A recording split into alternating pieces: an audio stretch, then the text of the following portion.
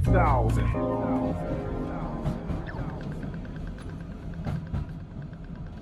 The intro and kick it off. You right with your water? Yeah, got it. Okay. And if I don't take a whiz at any point. Yeah, we there's can toilet start. through there. Just tell me and we can stop. People sometimes will go for an hour and a half and they're like, oh, I'm like, just tell me. We can stop. Yep. But if we don't, we don't. Great. Let's do it. What is doing? My name's Maloney. This is the 3000 podcast. I'm joined today by a musician, producer, Ariel Blum. Correct. There you go. Nailed the pronunciation. Dude, man, it's interesting. Names are cool, but it is hard because you've always got to correct people. You do. I mean, I grew up. I guess Little Mermaid came out in 1989. Oh yeah. And then my name was mispronounced from then on. From then on. Yeah. So one of my claim to fame is I've never seen that movie. I've never seen any Disney movies. As a kid, I wasn't interested. Well, you got the chance now with your growing family. Yeah, I know. My son, all he wants to do is watch Mario, so that's it. I can get down with Mario. Fair. Right. Nintendo solid. Yeah, that's it, man. All right, so we're going to talk a bit about Grid Series. We're also going to talk about your story and your musical career. I can't get that out, but you know what I mean. I know what you mean. Okay, so let's start at the beginning, man. Where did you get introduced to music? I'm guessing it's at school or is it at home? Yeah. I guess so. Getting introduced to music. I mean, it depends how far back we want to go. Let's go back. Let's go back. I'll shoot like the kind of the 80s era. We'll rush through the 80s era. We'll get into the 90s. So the 80s era was my sister was playing piano, and I was like 3 years old, and she needed someone to keep time for her piano recital. So I got on a bongo drum, and kept time to Baby Elephant Walk. That would have been kind of mid 80s. Yep. So that's probably like the first gig I did. Then after, had a real interest in the drums because I watched the Muppet Show a lot, and I was obsessed with Animal. Yep. Yeah. Animal. Yeah, Animal. And asked my mum if I could learn the drums. She said no, that's too loud. So I kind of cycled through all of the Muppet Band. What were they called? Dr. Teeth and the Electronic Mayhem. Correct. There it is. Dr. Teeth and Electronic Mayhem. My next favourite Muppet musician was a sax player. I was like, can I learn the saxophone? And my mum was like, no, that's too expensive. So 1991, I got a little 3/4 Valencia acoustic guitar. And off we went. Because it was the way that you learnt that was because it was the most unintrusive instrument you could play at home. Basically, yeah. Okay. But look, mum she grew up as a dancer, so she was very musical. She got it. Yeah, she got it straight away. So yes, I playing guitar. Had a high school band. I had a few high school bands. Started playing punk rock in my sort of early teens. Which area are you going to school in? This is southeast. Uh-huh. So I was in a band called Sumo Toast. That was the first band. Because you had to have two things that weren't attached to each other to make a cool band name? That's right. Right. And we played. We played our first show. I didn't go to the school that the other guys went to, but we played our first show in a lunchtime gig in the atrium of the school. And actually, I was speaking to someone that went to that school who is still in the Cat Empire. And we caught up at a wedding, and I was telling him a story. I was like, "Do you remember that lunchtime gig in like 1996?"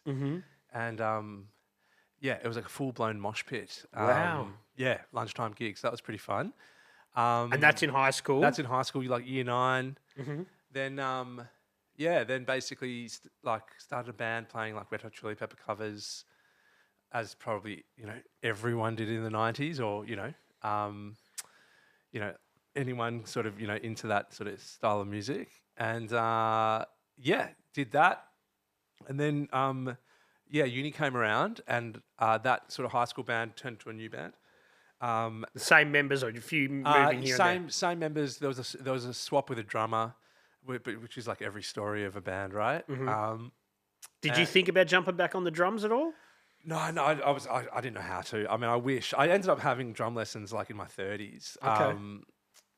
As like a kind of, I don't know, like pre-midlife crisis. Started this band, and we called ourselves the first name was called the Dagobah system, which was based on where Yoda was from Okay. in Star Wars. And then Nothing else to do with Star Wars. It was just a cool name. Well, it was just like I love Star Wars. The drummer loved Star Wars. Okay. But no, it wasn't a Star Wars themed band. I wish it was actually. That would have been cool. So that band started as the Dagobah system, and then it changed to the Disco Bar system, and then it changed to Pablo Disco Bar. Okay. And that was a band that kind of kicked off in like 2001. And yeah, it kept on going for like 10 years. Wow. And that was sort of like Playing originals or covers. Playing originals. It was like I can tell the whole story if you'd like. It started as a 4-piece, kind of playing mainly originals. We'll get to the fun bit. Playing originals, and we kind of got started, and it kind of when I was thinking about this podcast, and so something really cool just about that kind of long form thing of it sort of forces you to kind of go into the recesses of your memories, and then also actually think about like the things that you may have learnt in that particular time.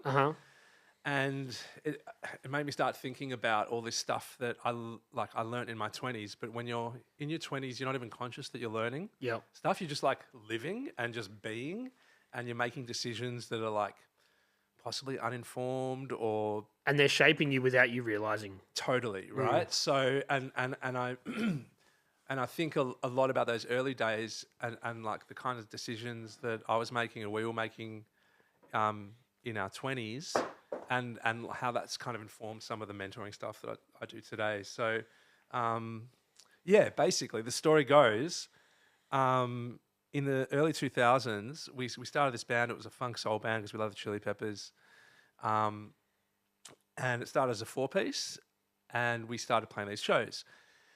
And our very first show was at a place called the Armadale Hotel, which was in the southeast. Now it's like Thomas Ducks or something. Something like that. Yeah, I remember. It's a fancy supermarket. I used to have bands like out the back sort of bit there. Tuesdays was a big thing. Tuesdays. I remember, man. You're on it. Yeah. Okay, so Tuesdays was a big thing. And do you remember why Tuesdays was a big thing? I kind of remember that the Ataris used to play there a bit. Yeah, so there was a few rooms there. There was the public bar, and then there was the back room, and then there was the band room upstairs, right? Okay. And Tuesday nights was a thing because it was uni night. Yep. And, it was, I don't know what kids do these days. I should ask my niece.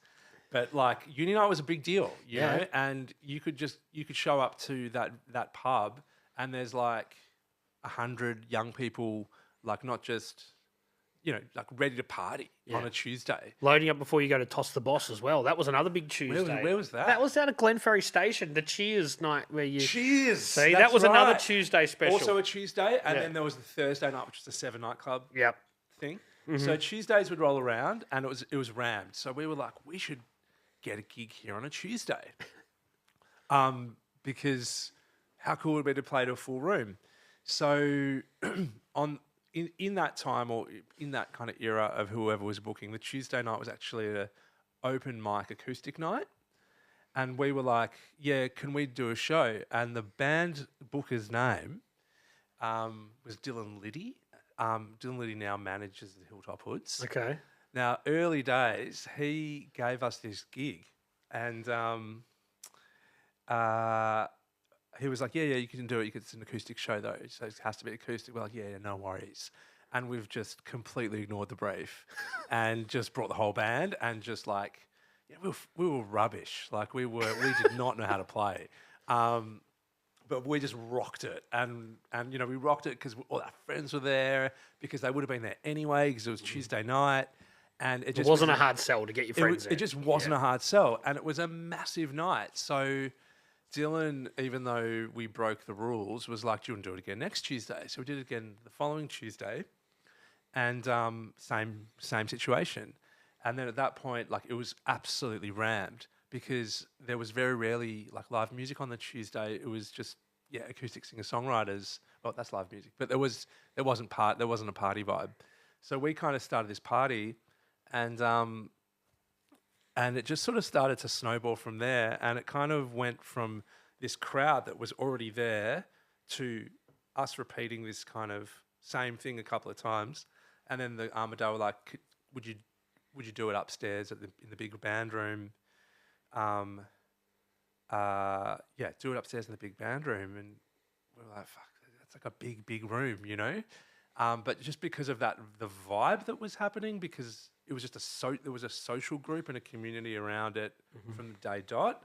We went upstairs and did that, started playing in the upstairs room, and that was really busy. And then like just word started getting out about this band, and we were still terrible. Like, but the energy was high. But it was just high energy, and this is pre MySpace. Okay, so this is like text messages. It was text messages and group messages and that sort of thing.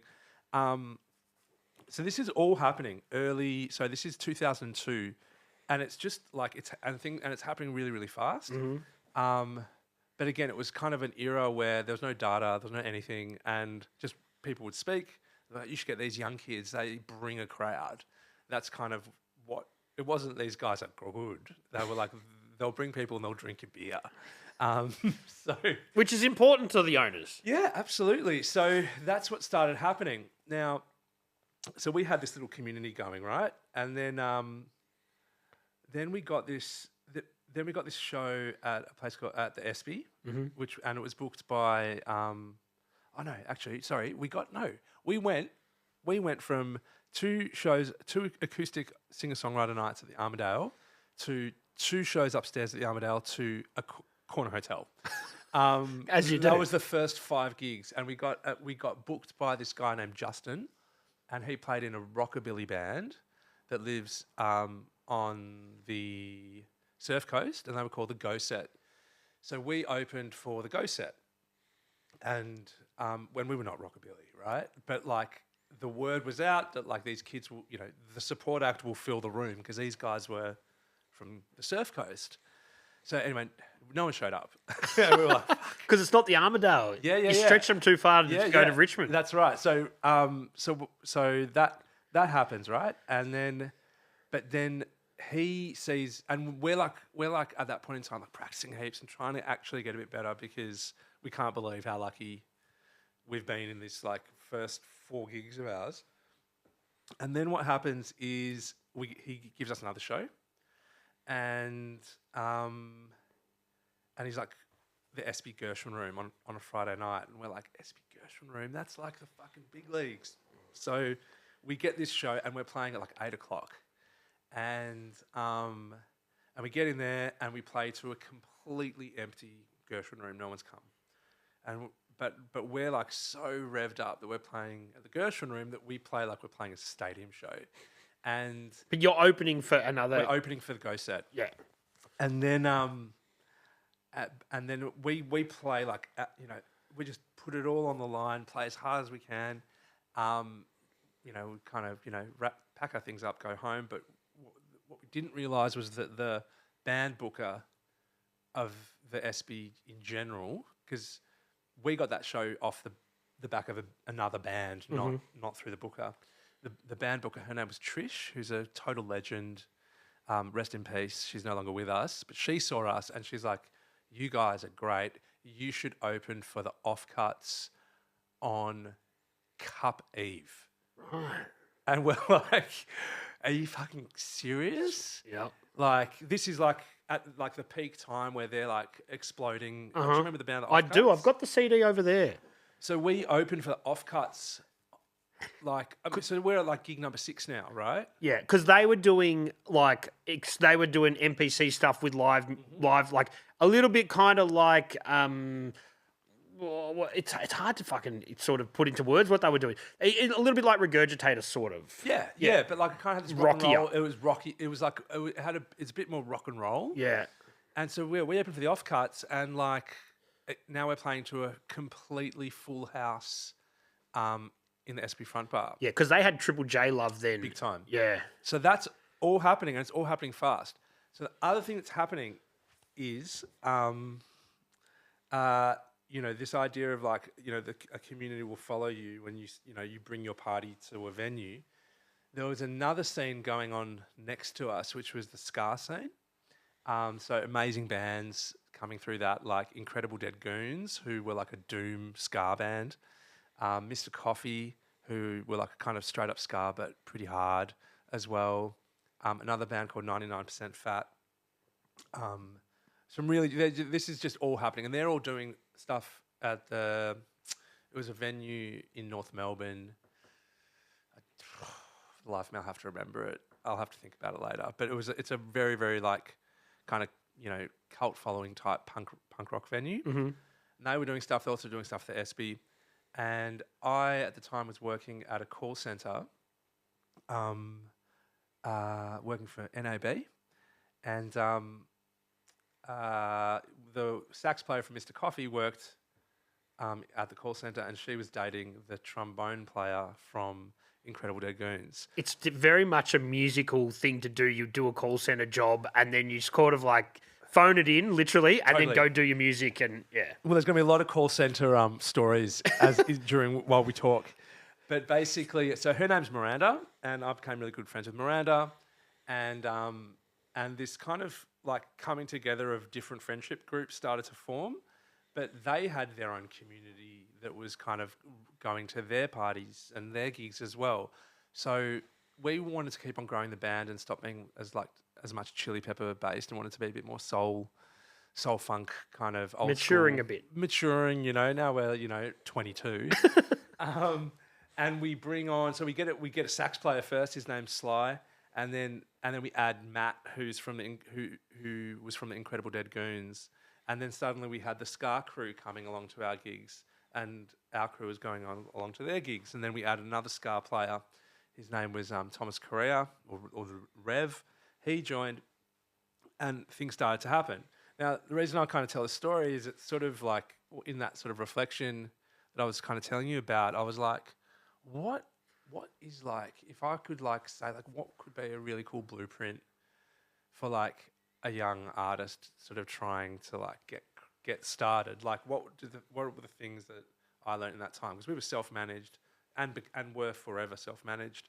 And the big learning there was like, is actually just like number one, like, like make sure every one of your shows is a party. Like however you party hard that way. And even if there's no one in the room, And even if there's no one in the room, like party, And that was lesson one. And then like the second lesson was the idea of like just how fundamental like your community is in like just being there as you sort of start to come up. Yep. And again, there was no plan there. It wasn't like an intentional engineered move. Yep. But you just kind of think about, say, what's happening today with like lots of people so disparately disconnected from community. And there's no wonder sort of that it becomes harder for artists to like get people to their shows. Yeah. A community is a word that's tossed around a lot. Yeah. But it is also something that is hard to artificially, synthetically build. It is very, very hard. Can you just put that on that side? Yeah, sure. Yeah. It's like mega hard. And like as time evolves, your community will build naturally, but to try and contrive a community, you hard. can't do it. Yeah. I agreed. And it's sort of something that, you could either say come from, I guess, just good fortune or privilege to have a community beside you or behind you from the get-go. And what, for whatever reason, that's where we kind of landed. But there is the sort of cultivation of a community through your shows. Yeah. Well, if you put on good shows, it builds organically. That's right. Yeah. That's right. And I think there's just a lot of sort of time and place. Maybe you just need to go find where the people are, as opposed to the actual physical people are. Yes. Yeah. Not necessarily the the people online. And you hear stories of artists breaking through busking. I mean, they're going to where the people are, and it's generating its own momentum. Yep. There's something also to be said by that is that if you do the gigs where there is no people, when you get the opportunity to do one with the people, you've ironed the kinks out. It's not your first gig at the ESPY. You know what I mean? Absolutely. So there's some merit in doing those other ones. Absolutely. But the most exciting thing is when there are people, you just get supercharged with so much energy and excitement that you'll hopefully inevitably just transmit that energy out and people respond to it. Yep. Yeah. So that's a great introduction for you. Yeah. So you guys hit the ground running. Where do you go from there in your early 20s? Early 20s. So where do we go? So we hit the ground running. It's all very exciting. Is there label talks and stuff like that? I mean, maybe. Again, we're talking about an era where we're doing our own recordings. We're paying a lot of money to go into a studio. Bands are still getting signed then. Bands are getting signed. Absolutely, bands are getting signed. But we had also this golden rule in the band that everyone needed a job. Well, no, everyone. I mean, it was a choice whether people took a job or not, but they weren't getting paid from the band. Every dollar we were earning was going back into the band kitty. So we just started chipping away, developing, a war chest of dollars. And we had no label, we had no manager, we had no booking agent. So we kind of just had what do we have? We just had a kind of a cheekiness and a self-belief that we're going to make things happen. So the next kind of story goes, the other really exciting night at that time was Cherry Bar on a Thursday night. Do you remember Cherry Bar on a Thursday night? The old Funk and Cherry. Soul, yeah. So Pierre Baroni, rest in peace, and Vince Peach, Thursday night Soul at Cherry. And I was there with the drummer, Dave Alansky, and we were kind of just sitting there drinking, having a good time, and we decided as a band the next thing we really wanted to do was do a tour. We wanted to tour interstate. We wanted to show interstate, and we were like, where do we want to go? We're like, we want to go to Byron. So basically, again, I don't even know how we even found people's contact information at that point. It was tough, wasn't it? It was tough, and you couldn't you had to post CDs, so you couldn't email. But I think email was you could tell someone that you posted a CD via email. Yeah, right? but you couldn't send them a link to download stuff. That wasn't a thing. No. So, no, you couldn't do that. So we've posted a bunch of CDs. We've done this big mail out but to all the venues in, the Northern Rivers and all around. And then I got on the hustle of just hitting up all of those bookers going, have you got our CD? Have you got our CD? Rah, rah, rah. And some would respond, but the ones that we really wanted who were in Byron didn't respond. So I was telling Dave, man, this is fucked. It's just so disrespectful. We're young and stupid and, kids. This poor booker probably has 2 kids and, doesn't have the time to deal with some, young, annoying musician from Melbourne. And I was like, you know what we got to do? Because I've phoned them, I've emailed them. We got to drive there. And he's like, yeah. And I was like, what are you doing tomorrow? And he's like, driving to Byron. I was like, damn right. So we've gone on the Friday, got in his Honda Civic and just legged it to Byron Bay. So we stopped in Sydney, slept on a friend's floor. Her name's Amanda, and she becomes part of the story later. And we get to Byron, and we go to the Great Northern Hotel, and it's known for music, a lot of music there. Yep, the Great Northern, and also the Railway Hotel. Yep, they were kind of booked by the same booker. So we rock up and we go to the Great Northern. We're like, is so and so? I don't remember the booker's name. Is so and so around? They're like, oh, he's just across the road at the Railway. So we just cross the road and we're like, hey. Just wanted to follow up on our email. We're Papa Disco Bar and, we really want to play some shows here in Byron Bay. And he's like, aren't you guys from Melbourne? I was like, yeah, we're from Melbourne. And he's like, what are you doing here? I was like, we drove here to speak to you. And he's, again, he's just like an old timer. He's like, oh, man, with that level of self-belief, we'll give you some shows. So we got We got like two shows at the Railway Hotel. Right, not then and there, because the rest of the band aren't there. Just like this is for in a couple of months' time, right? 2 shows at the Railway, and we get a show at the Great Northern. Now, we've got a bit of time to kill because we've got to stay somewhere while we're in Byron. So we check into a place called the Arts Factory, and we rock in there, and we're like, oh, there's a band on tonight, and the band was TZU. Yeah. And we were like huge fans of TZU, so we're like, oh fuck, awesome, TZU were playing, and we watched them play, and we were like, how'd you get a gig here? And they're like, well, we're doing some shows in Byron at the moment, and we just kind of got a gig. They got a gig at the Arts Factory to cover their accom. So they'd play a couple of shows at the Arts Factory, get to their accom sorted, and then go do whatever Byron shows. And then you start going, hang on. So we're like, that's fucking genius, right? So we're like, we could like spend 2 weeks in Byron, and have a rad summer holiday, and we technically are on tour because we're doing all these shows, even though we're just doing them at a youth hostel. And but you tell the people back in Melbourne, we're on tour. We're back to Melbourne, and we are going on tour, right? We are going on tour. So, not much internet. It's hard for people to fact check you there. There's no fact checking.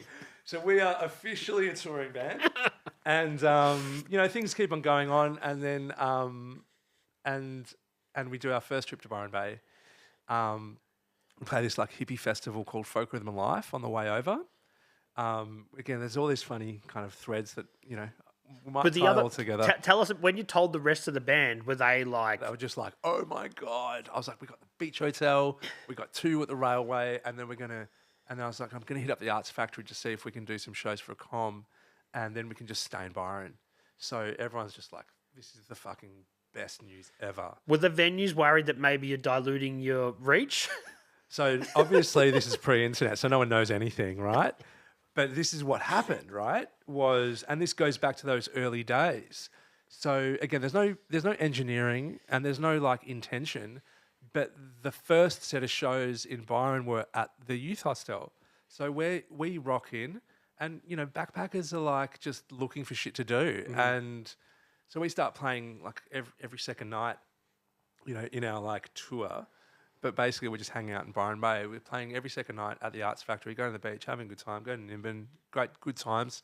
And then we're like, everyone come to our show at the Great Northern. So Great Northern's a huge venue, and we're a nothing band. Like, we have no radio support, we've got no management, we've got no record in any shops. We're literally like, come to our show. So we had like this entire community of backpackers come from the Arts Factory to our show at the Great Northern. It's the same as Armadale, though. It's the same model. It's the same model. But again, like, what's really interesting was it wasn't thought through. You know what I mean? Like, it was just like this kind of instinct. Or I don't know, what would you call it? It's just like... Well, you're going on naivety and passion. Total naivety, right? So, so that all happens. That's a good time. And then we kind of come back to Melbourne and we get this residency at Revolver nightclub, or Revs. And we're playing every Saturday night from 10 p.m. to midnight. And that's on hype. That's on that people have heard. And now people kind of know who we are, and it like that's just kind of when it sort of starts to just get a little bit like, it never got serious. If I'm to be totally honest, never got really serious. I mean, maybe if like Instagram existed, it could have appeared serious. But at that point in time, we're doing this like, it's like this forever residency at Revolver. And we're like, cool, let's record it. We'll put out a live recording. And we do that. And in that whole era, I'm living in a share house just down the road, just off High Street, in a place called Lewisham Road, 55 Lewisham Road, like $75 a week rent, just the worst house ever. And yeah, those shows are happening. And I'm working at Interflora, which is a call center on Izzard Street. Yeah. And I was listening to one of your past episodes, talking about like Obese Records Yep. and Marlin Studios. Now, on the other side of the street was this call center called Interflora, and Which is for it's like a florist, isn't it? yeah, Yeah. and tons of musicians were working in this call center, like basically taking calls and selling flowers. So in that era, like, it was just a really exciting time to be on that side of town where like Revolver was still kind of a cool live venue. Like True Live was in there a lot. Other just really good bands were kind of, playing there, and It was an exciting time for music because music was changing as well. yeah, big time. And so many people that were making music were all around the same age. So it was like at this point in time I was like 25, 26, and all these bands from Melbourne are like kicking off. I mean, we're like a touring band at this stage, So yeah, it was just a really exciting time. But kind of threading it all back together, like, it was a lot about instinct. It was a lot about I don't know, just kind of really committing, like just kind of really like head over the ball sort of style commitment to like. It wasn't even like a dream. It was more like just commit to like just doing the best we could with whatever means we had. And so how long does that Revolver residency on a Saturday night go for? I mean, probably like 3 months, but it returned. Maybe it was a bit less. It was like 6 weeks actually, but we did it a few times. And so that Revolver residency is rolling. And then things are just kind of starting to just pick up a bit of like we're just getting better shows at this point in time. The crowd from the Armadale days has grown now because there's the ska scene as well, and we've just been around long enough doing, just working really hard, just not being selective with gigs, just doing any gig, like any gig, we just do it. We weren't even negotiating dollars. Like basically it's like. It's probably like, I was never good with negotiating on behalf of the band because I just love playing so much. So whatever was offered, I'm like, yeah, we'll do it for that. Like, I don't think there was ever we never in our lives did a counter offer. Oh, we did one counter offer actually. When they were like, you get 2 pots and you're like, nah, give it 4. It was actually interesting. So things are picking up, and again, like there's other really successful stories happening in Melbourne. The Cat Empire has obviously like completely exploded. Other bands, I'm just trying to think from like that era. True Love obviously doing really well. I'm just trying to think of. Well, man, Jet went huge. Jet, but that was a different scene. Same block because they were at the Duke of Windsor. Yeah. But different scene. This was kind of like the sort of. I don't know. It was kind of. I'm just trying to think. Blue King Brown was another band that was sort of popping off. TZU obviously. It was just an exciting time, and that's all happening, and I think, and then that's right. And then we got this gig and again, it was just kind of like one of those things where like we do a thing and then we tell everyone that we've done a thing, and then that became the thing that we do.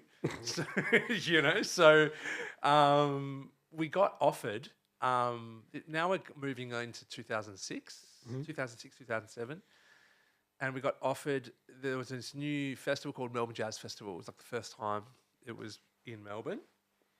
And we got offered to play at Melbourne Jazz Festival. And by this time, like, we're a bit better at our instruments and, like, it's starting to be a bit more like a genuine soul band and not like this, weird, like, Red Hot Chili Pepper / new metal / I mean, it was really bad there for a minute.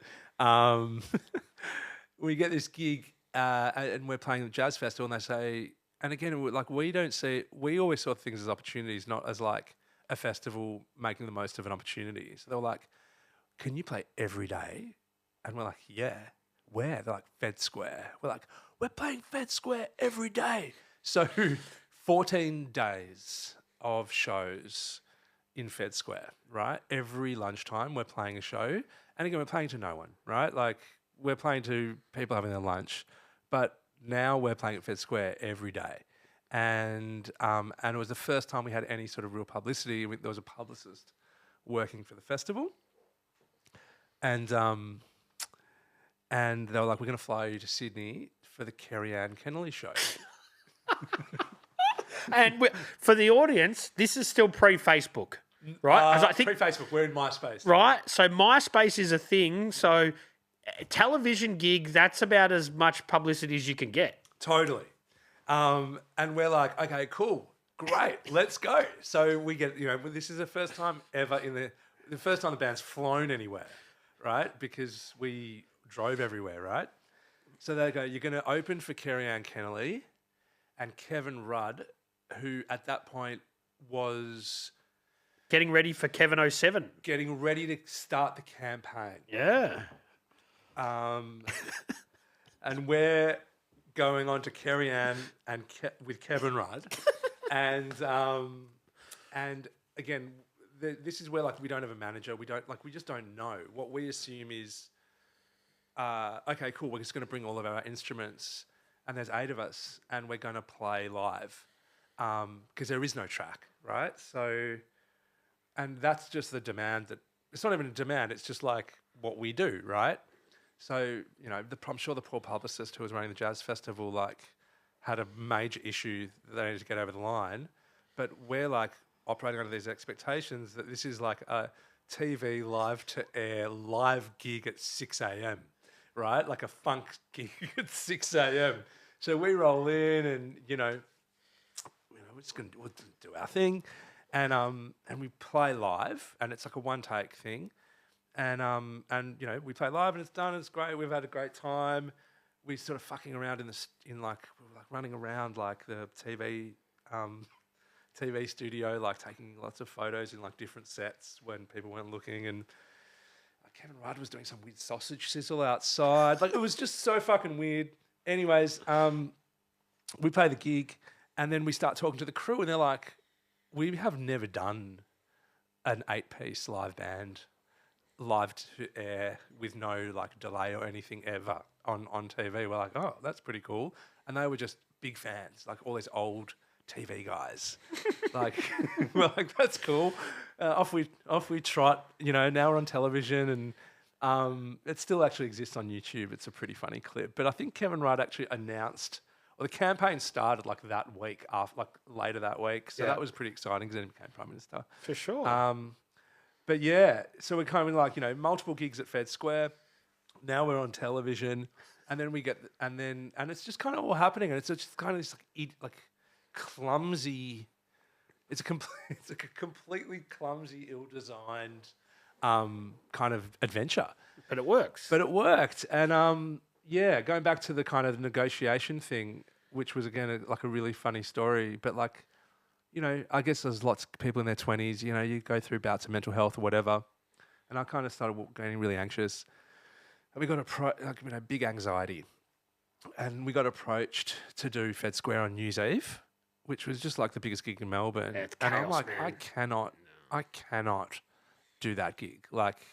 So I've that email's come in, and I've sent back to whoever's asked us to do the show this completely unreasonable number on how much it's going to cost, and it's not, it wasn't even unreasonable but in our world it was unreasonable. I just was I just plucked a number out, and expecting that that we're going to price ourselves out of the gig, and they've come back and said yes. I'm like, fuck.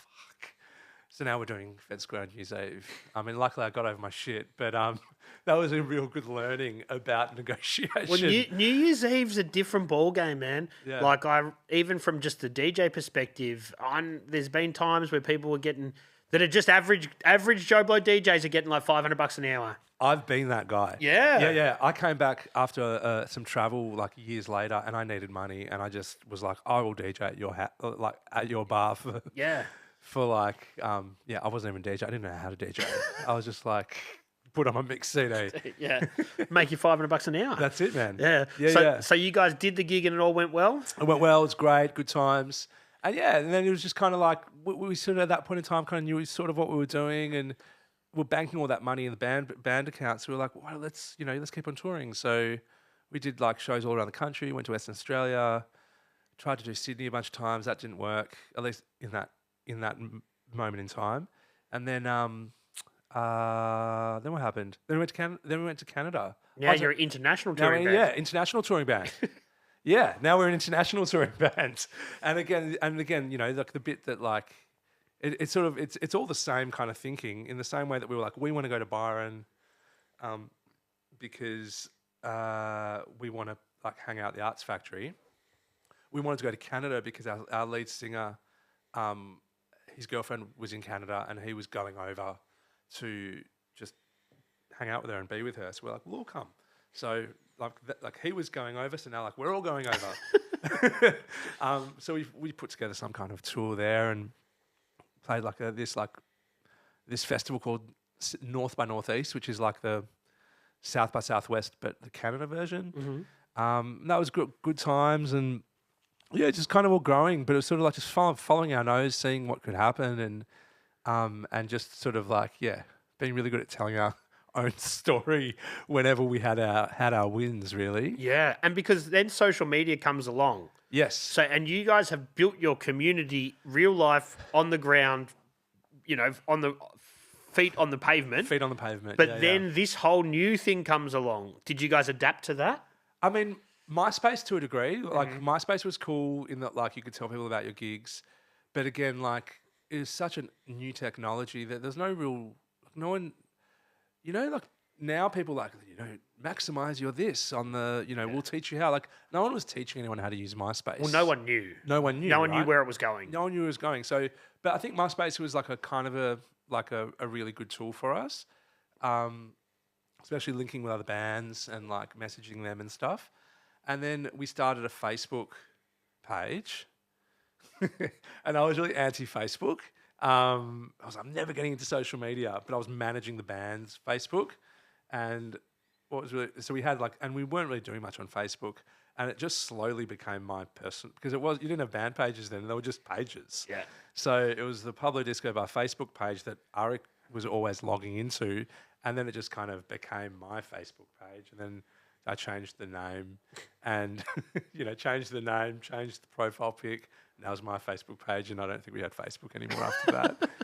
But it was a really funny time like that, because Facebook there was no boosting, there was no sponsors.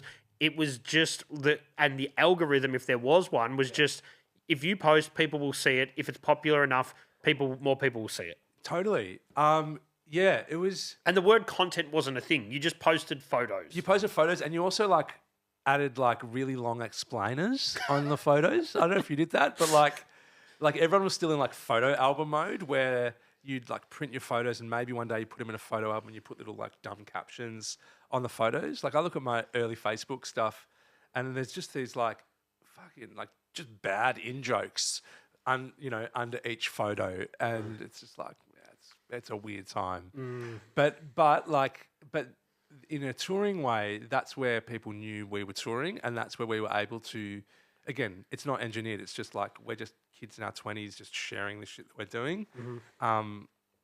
But people are going, fuck, they're doing really well. They're international, So we got this, we got asked to play this festival in New Caledonia.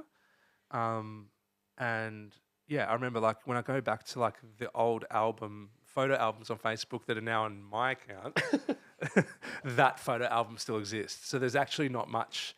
When I look at that Facebook kind of the Facebook log of what the band page was that then sort of just got hijacked and became my page, there wasn't many band photos, but there was this New Caledonia set, which still is there. It's there. Yeah. So is that sort of the beginning of the end for the band? It's getting there.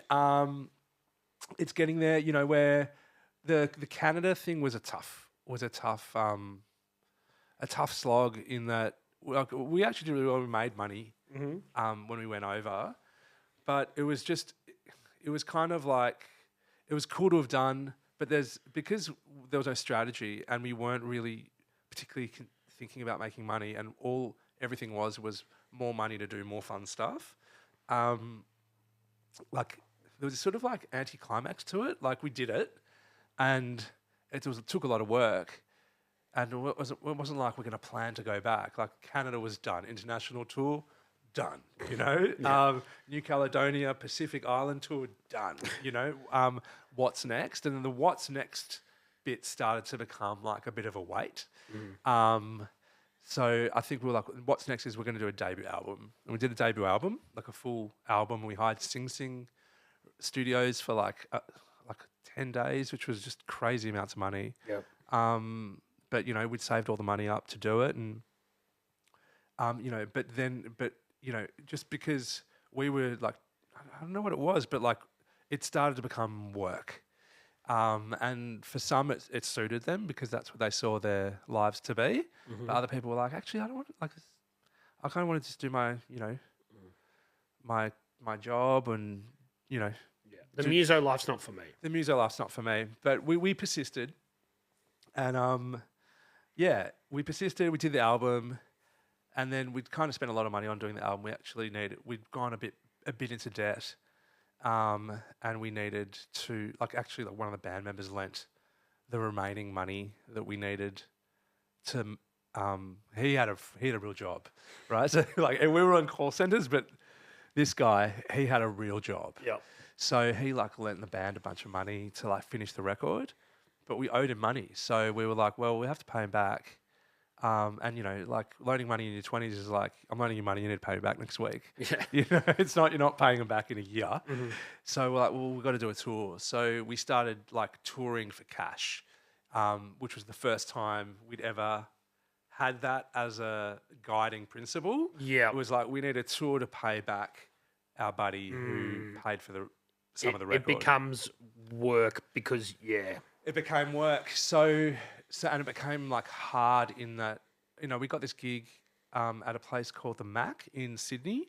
And again, we were sort of like, well, the residency in Melbourne worked, the residency in Byron worked, like let's do a residency in Sydney. And we were driving to Sydney every weekend. So wow. We'd hire a 12-seater van. It would pick up at 7 a.m. at 55 Lewisham Road, Windsor.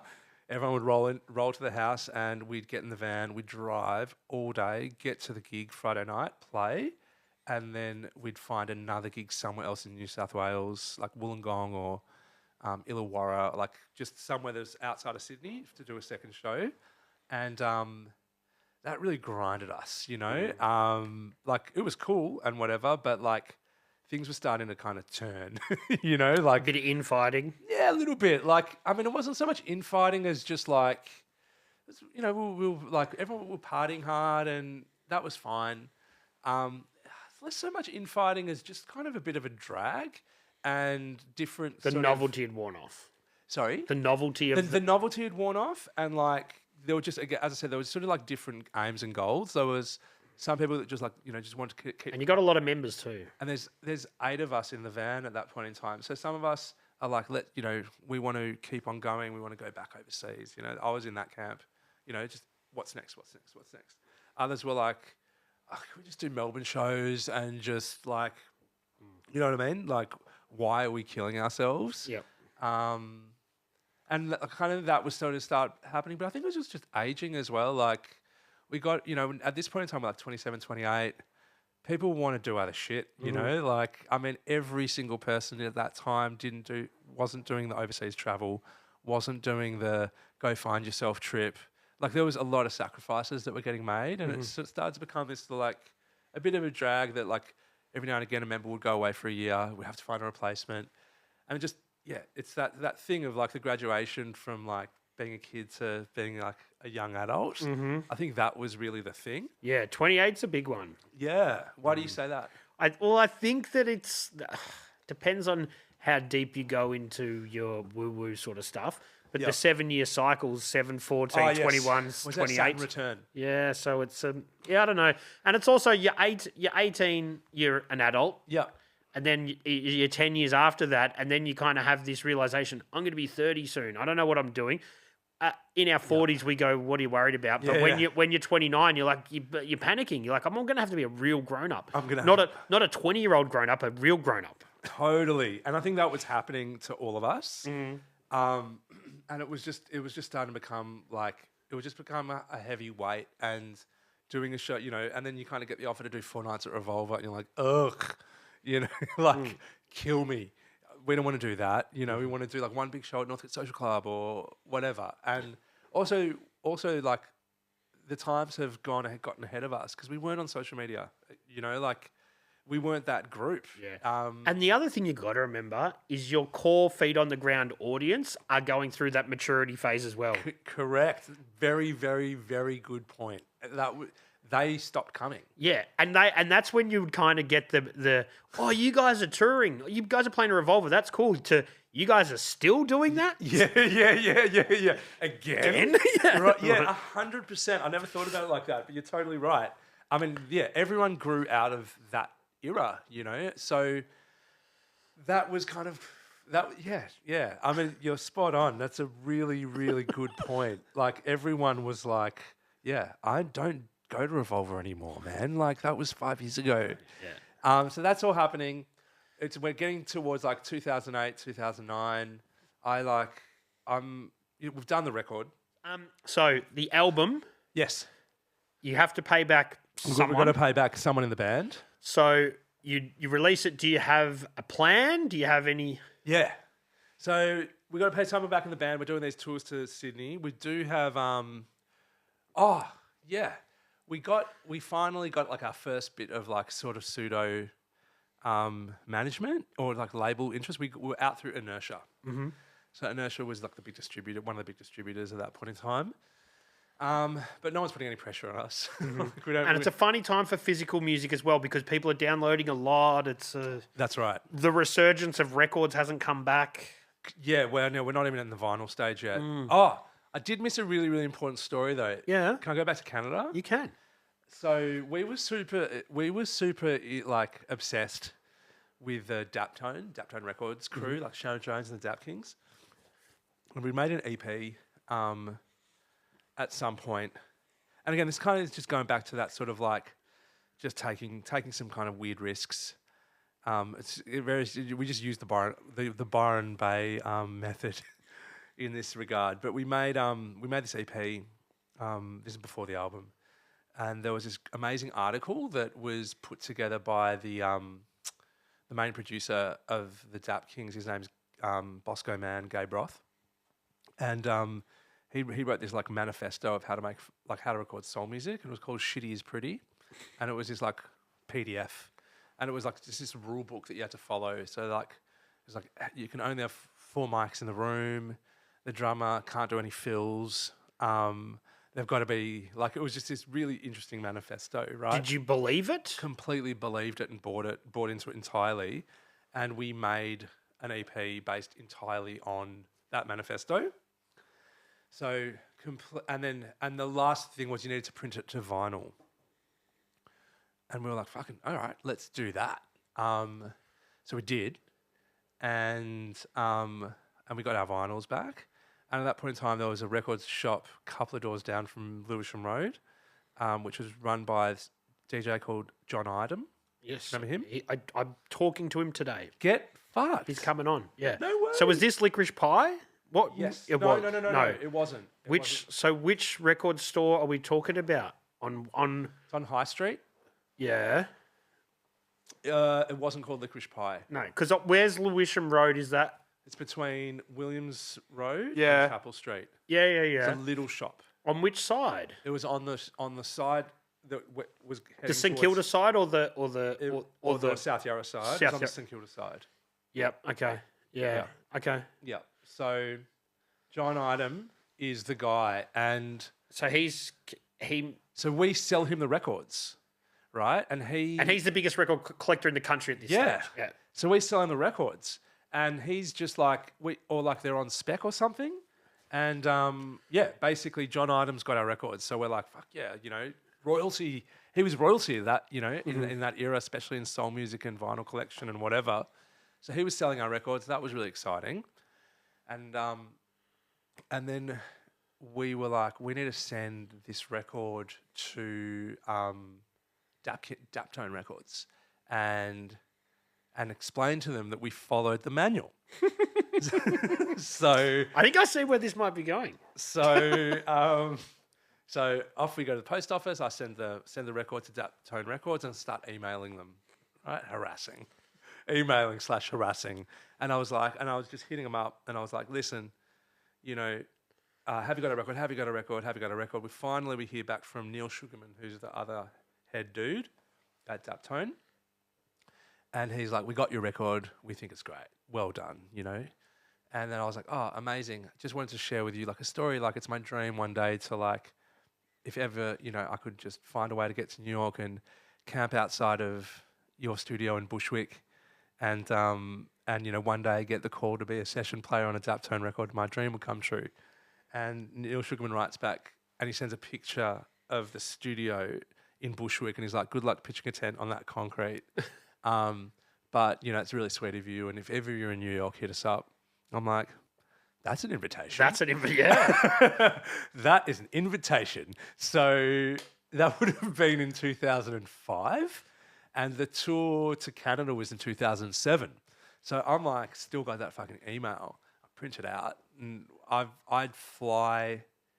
The band are like heading over, heading. No, was it before or after? It was after. I'm like, guys, I'm not going home yet. I've got some work to do. Unfinished business.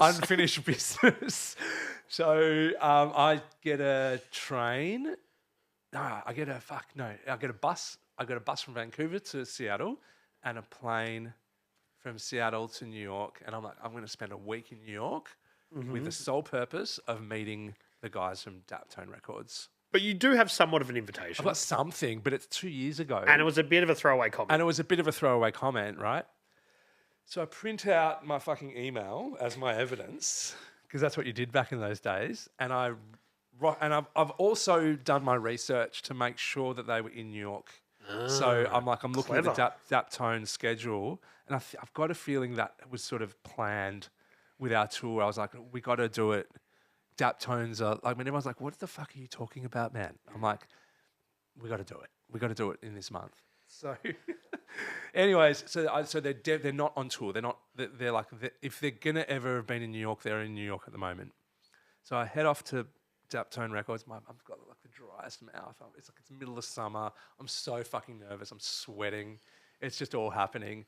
I roll up to Daptone Records, and it's just a old greystone house in Bushwick, New York.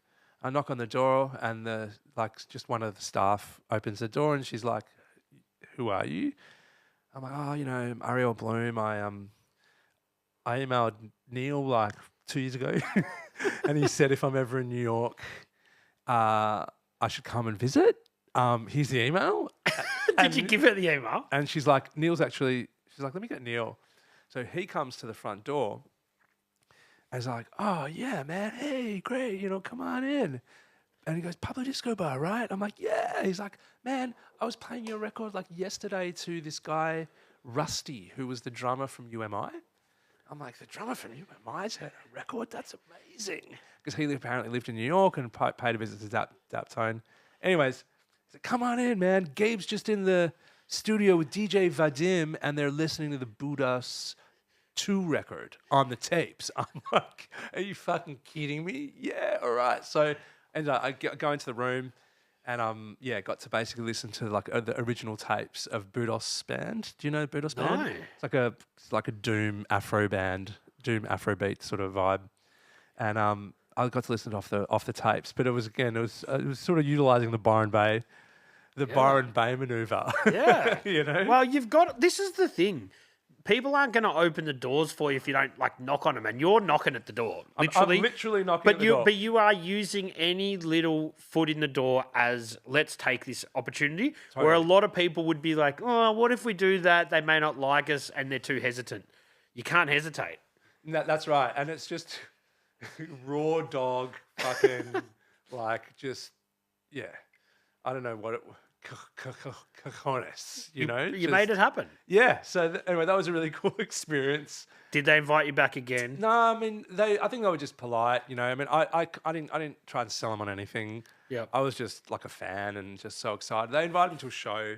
I got to I got to go to one of their shows. It was actually Sharon Jones was the singer, and it was like in her neighborhood, like an old high school that she was sort of connected to, and her parents were there, so I got to like hang out with their parents, which was kind of cool. Like the parents of the Queen of Yeah. So you were fanboying, but keeping it cool. barely, Yeah. barely keeping it cool, man. Like that, keeping it cool is not my MO. You know, it's just I'm not keeping it cool. I'm just excited. Yeah. You know. So then, when you do get back to Melbourne and you've recorded the record, you've got some sort of interest in it. Do you guys have a plan? How are you rolling it out? What's the plan? What's the plan? We're just like, we've got a tour to make money back with Rev. And we've got to hopefully, I don't know, see what happens. But like the momentum's just kind of dying at that point in time. And it's just not exciting anymore. And everyone's starting to do different things. So we pay the money back. And then it just becomes this sort of like sliding door of people going traveling. So 2 guys leave, we get 2 replacements. Another 2 people leave, we get 2 replacements. Then our singer relocated to live in Canada, so we got a new lead singer. That changed the dynamic. Big time. And she was awesome. So her name's Candice Monique, from Candice Monique and the Optics. So she's come in and we're just doing it. And this point in time we've got a booking agent and now we're actually making real money. So we're playing big shows, as in big bills, not necessarily to lots of people, but they're getting us good money. And it's the first time that like the band's kind of making a bit of cash, but it's just kind of sucks at that point in time. And it changes the whole ethos of it, because it goes from, hey, we're not getting paid much, but this could be cool and we're all living we're all living for the moment, and then to like, hey, our agent got us this gig, we have to do it because it's good money. That's we probably don't want to. Can we be fucked? Well, we have to do it. Totally. And it was kind of things like, we got you this gig that pays really well at this mountain bike festival in Canberra. Do you know what I mean? Yeah. And it's in the middle of July and you're opening for the Resin Dogs and it's fucking -7 outside. And you're playing in a marquee and we're going to pay you heaps of money. You know? And it's kind of like, at that point in time, just the fun had sort of dissipated, and I personally started doing some self-reflecting, and what I'd really enjoyed from like it, was like at that point in time, like what can I like put in my sort of my bag, so to speak, from that experience. Like the thing that I loved the most was actually doing the recordings. So I was like, oh, maybe I want to do more of that. So I was like, you know what, I'm gonna leave the band now as well. And I kind of, wrapped it all up. I was one of the only founding members. And you were holding it together because you were doing a lot of the pushing it in the direction. Yeah, I was doing a lot of the pushing. So I was like, guys, this is 2010. I'm like, I'm going to go overseas. And I'm going to go live in Spain for a couple of years. And I'm going to learn flamenco guitar. And I'm going to use that flamenco guitar learning as a device to just be forced to make music all the time. So I kind of realized, like, if I'm going to go overseas, I'm going to take this time. Like, I'm going to need to like have like a hook on like a practice. If I'm being serious to myself, that I'm going to like practice being a producer. So off I go, and I relocate to the south of Spain in a place called Granada. And I'm studying flamenco. And at that time, I've got some friends in some bands that are doing really well, like in the UK. And also the engineer for the Pablo record, he's also just moved to the UK. So I've got like a crew that I can go and hang out with. My best buddy had also moved to the UK. He was a fashion designer. He's a fashion designer. And so I'm kind of like doing these like little spot trips between Spain and the UK. And it's sort of like, there's like life in London, which is like, you need to be cool. You know what I mean? It's a cool city and you got to be a cool guy. And then there's like the south of Spain where I'm just like this feral hippie. And again, as I told you, like playing it cool was never my forte. I just kind of rolled with my hippie vibes over to the UK. And again, just by good fortune, found myself in spaces that, I was telling everyone I was a producer at that point in time because I had Logic Pro. You know, I had Cracked copy. I bought it. I had Logic Pro and a Rode microphone, and I put that in my suitcase. And I also had like this old vintage guitar that was very cool.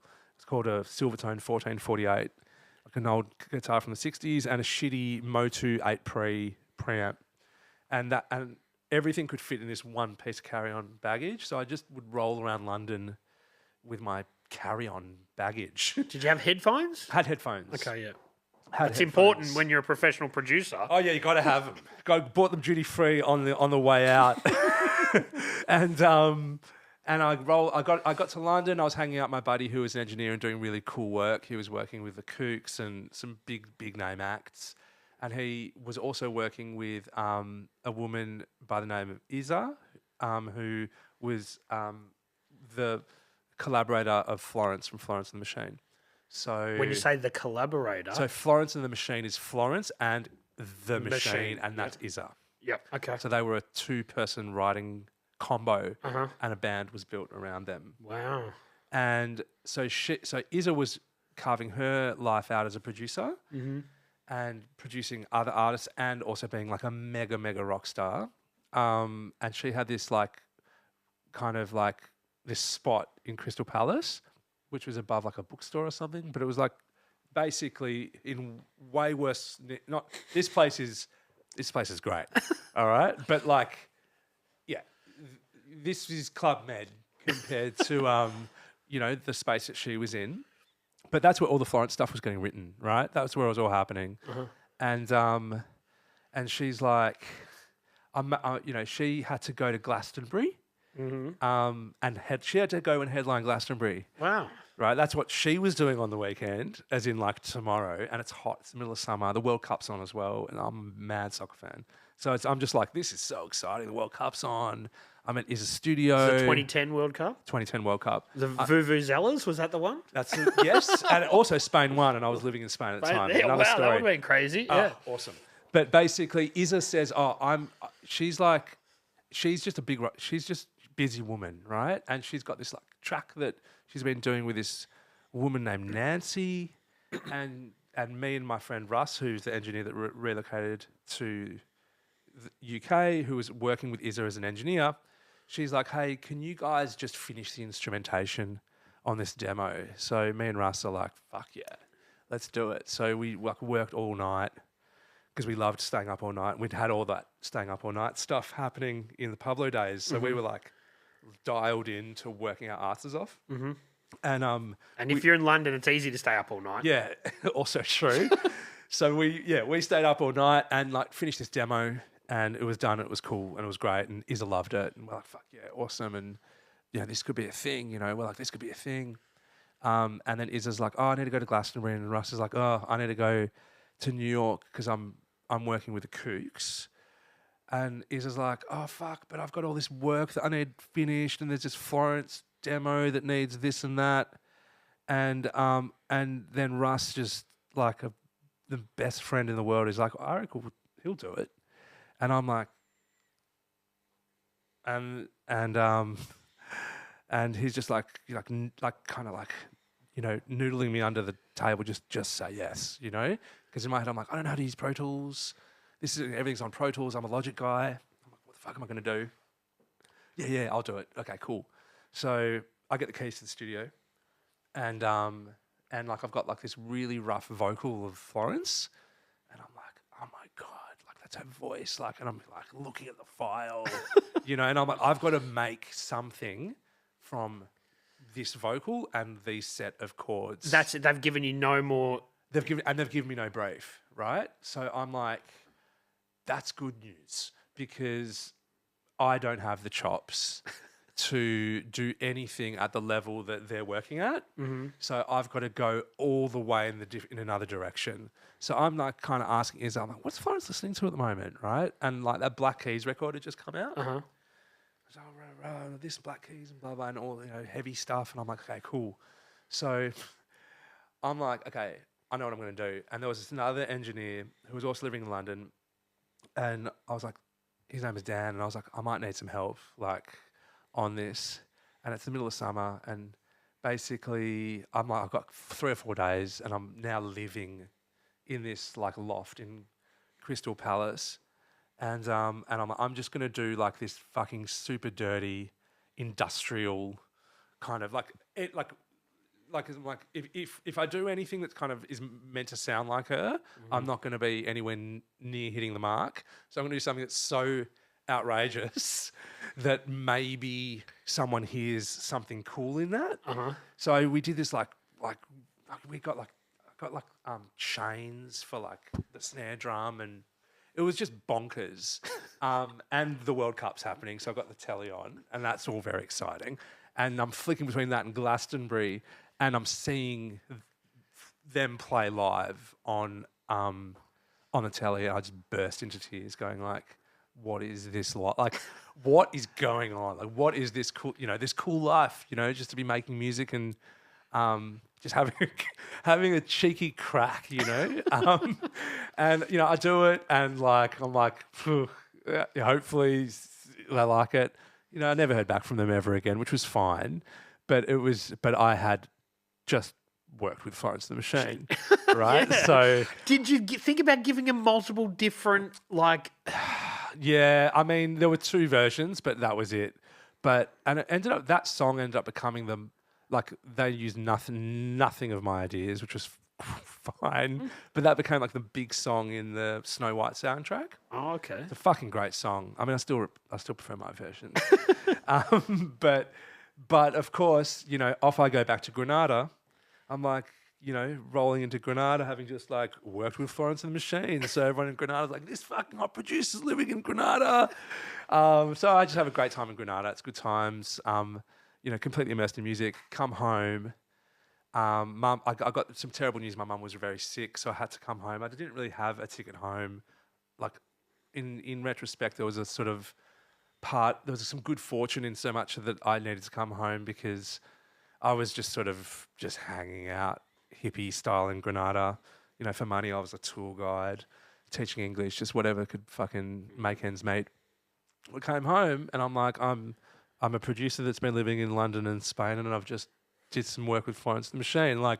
And that story works, Yeah. So that's how the producing thing kicked off. And I was really lucky. Very early on, I got home and I got asked to join a tour as a bass player for a band called Owl Eyes, who were a thing for a while. And that was 2 weeks after I got home. So again, just everything's kind of everything's getting banked. Yep. Yep. Cool. Now I'm on tour. Blah blah blah. And I kind of made a promise to myself when I got the bad news about Mum that the only way I'm going to mentally survive going back home, because I'm gonna have no money, I'm going to be going to a really sad situation, is I just need to commit everything in my soul to the only money I'm going to make is going to be through music. And however that plays out, that is going to be my income. Yep. And that was the promise I made to myself. And that is what has continued. And putting those restraints on yourself, it can definitely work. For some people, it may not. You're obviously a driven person who figures out a way to make it work. For some people, that might break them. Yeah, I mean, I'd made a decision to go when I say music, what is it? It's the practice and participation with music. So I was able to kind of untangle the idea of being in a band and being successful, or producing, bangers with really cool people, to what is it? It's the practice of making music is the thing that must sustain me. So the first thing I did was I got home, I got a job teaching guitar. And I did the NEIS course. Do you remember, NEIS? New Enterprise Initiative Scheme. So technically the dole, but you get the dole for 18 months, and you can work on a business idea. And my business idea was to be hired to by soon to be grooms, to help them write a song for their wife that we'd record really at a really high level, and teach them how to be able to perform it in a microphone. Did you come up with this idea? That was the idea, yeah. Right? And I'm like, this is going to make me bank, right? And that's the idea. So that was the idea. And in my head, I'm like, I'm going to try every fucking trick I've learned, and I'll try new tricks. But what I'll have is a client, and I'll be producing someone. Yep. And I did a couple of them, and it was terrible.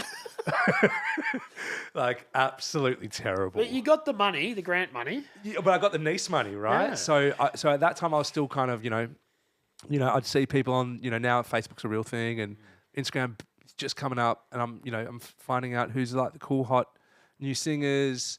I made my first record was with this singer in Sydney who used to be in a vocal band called Kaya, and she kind of had enough faith to put in me to make her record, and I put everything on. At that point in time, I'm new, I'm fresh. I'll just do anything. I'll work as many hours. I'll work till I die. To make something cool, and that kind of mentality just became like the work plan, which is just work till you drop. Just I said to myself, I'm going to work harder than anyone. If they're doing 12 hours, I'm doing 14 hours.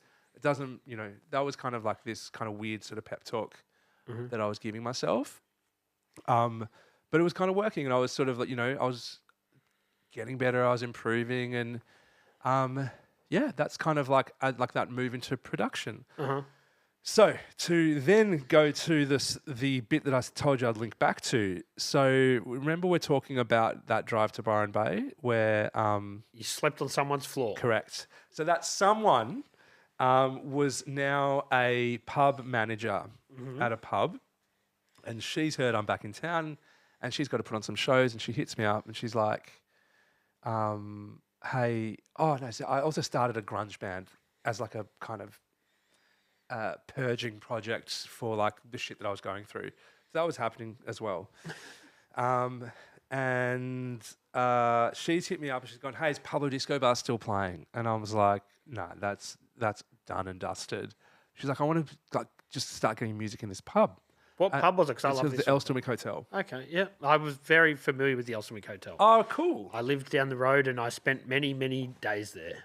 So she's the bar manager at the Elstonwick Hotel, right? What era is this? This is 2011. I'd probably moved to St Kilda by then, but yeah, okay. Okay, I'm living probably close to you. I was in Elwood. Yeah, I was on Brighton Road. Oh, I was on Mitford Street. There you go, right around the corner. There you go. We probably went to the same bottle shop just at the end The of Athens IGA. Street. Yeah. Yeah. So, so she's like, I want to do band night. I was like, I've got an idea. How about we do? I was like, why don't you let me run your band night? But like I said, you could be paying bands like fuck all money because you have fuck all money to pay. Why don't we make it more kind of an opportunity for bands to like connect with one another? Because in essence, like I'm kind of like tapping my own experience. I'm like, well, what we're going to do is we've got to create like a space where like they can all connect with one another. And we can also create this space where I'll bring like all my friends from the music industry and they can connect with those music industry people and just share knowledge, because fuck, I wish someone told me what to do when I was starting out. And she's like, I fucking love that idea. And I was like, and how about like we put aside your budget from that 4 weeks of gigs, and we just give that money to 2 bands to cut a new song, and I'll produce them.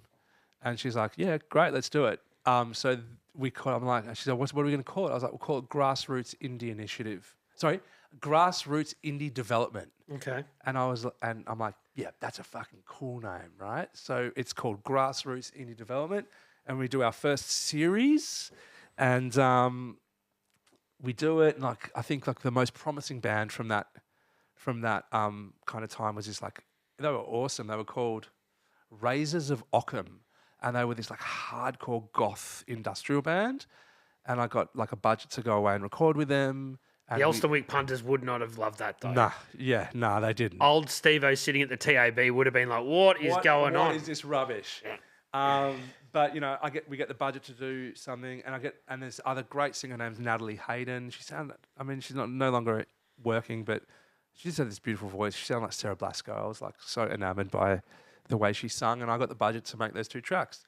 Then Amanda is like, let's do Grid again. And I'm like, Grid? What's Grid? And she's like, Grassroots Indie Development. I'm like, Grid? That's a fucking cool name, Grid Series.